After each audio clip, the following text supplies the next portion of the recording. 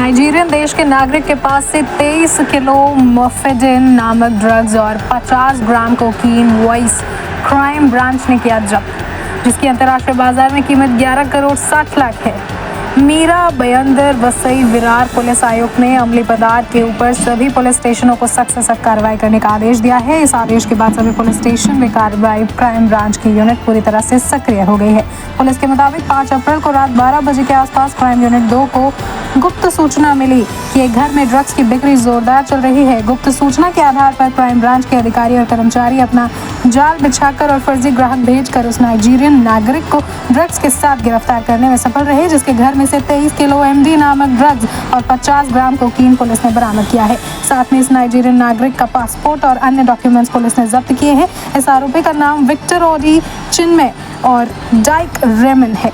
इस ड्रग्स की कीमत बाजार में 11 करोड़ 60 लाख रुपए बताई जा रही है। इसके ऊपर एनडीपीएस के तहत मामला दर्ज करके पुलिस जांच की जा रही है।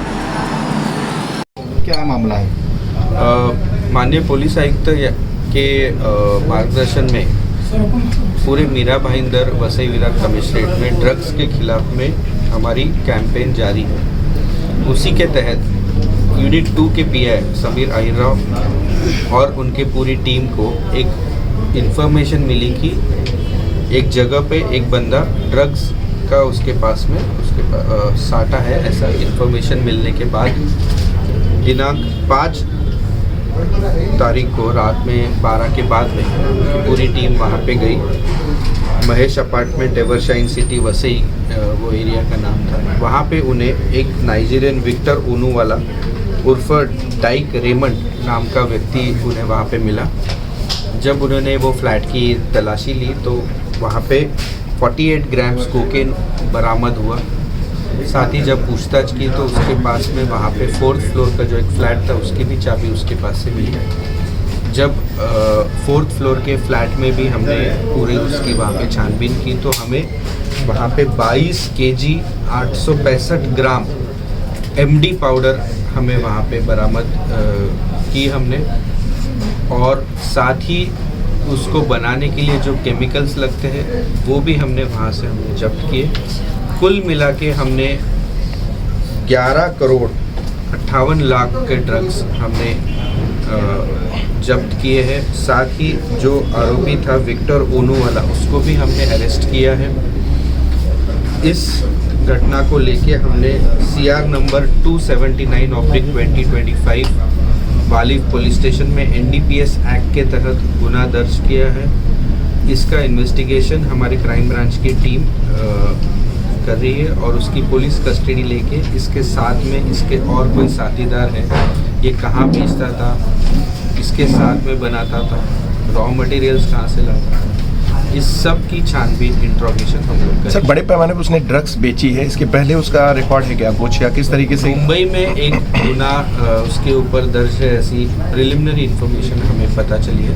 अभी इंट्रोगेशन में उसके ऊपर और कहाँ पे ऑफेंसेस रजिस्टर्ड है, क्या करता था, उसका पूरा बैकग्राउंड, ये सब चीज़ें हम लोग पता करने की कोशिश करें। कुछ सीरियल्स और बॉलीवुड में भी काम किया हुआ बंदा है। विक्टर्स के बारे में मुझे अभी मैं नहीं बता सकता, इंट्रोगेशन के बाद पता चलेगा। सर, इतनी बड़ी अमली पदार्थ जब्त किया तो इसका मतलब ये है कि रैकेट चल रहा है कि नाइजीरिया से इंटरनेशनल बात हो सकता है? वो अभी इंट्रोगेशन में ही पता चलेगा। अभी इस वक्त में मैं अभी कुछ बोलना सही नहीं है। सर, आरोपी वसई विरार में सर कितने दिनों से रहे कि इस घटने को अंजाम दे रहा है? ये यहाँ पे तो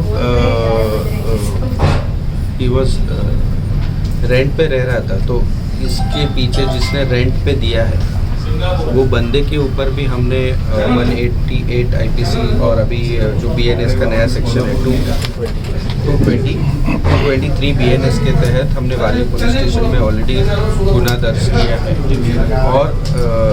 और भी जिन्होंने इसको घर दिया या इनका किसी का इसमें रोल है नहीं है, इसकी छानबीन भी हम लोग इंट्रोगेशन में ज़रूर। सर, तुलीन पुलिस स्टेशन और वसई और आसपास के इलाकों में सबसे ज़्यादा नाइजीरियंस और सबसे ज़्यादा इस केस में नाइजीरियंस ही पकड़े जा रहे हैं, तो उसके लिए कोई मुहिम ड्राइव चला रहे हैं आप? इसलिए तो हमने काफ़ी आप देखोगे कि तो पिछले 2 साल से कंटिन्यूसली ड्रग्स के खिलाफ में हमारी मुहिम है, और जब कभी इंफॉर्मेशन हमें मिलती है तो हम लोग सख्त कार्रवाई करते हैं, गुना रजिस्टर करते हैं, छापे मारते हैं। साथ ही लोगों का जो कॉलेज के युवक है उनका भी हम लोग काफ़ी सारे कैंपेन्स लेते हैं फॉर ड्रग अब्यूज़ और उस चीज़ों के लिए। तो पूरा हमारा फोकस एंटी ड्रग्स ऑपरेशंस और कैंपेन्स के लिए कंटिन्यूसली हमारा जारी है। सर जी, वसीयत का ड्रगिस्ट का बन गया, ऐसा बोल सकते हैं सर?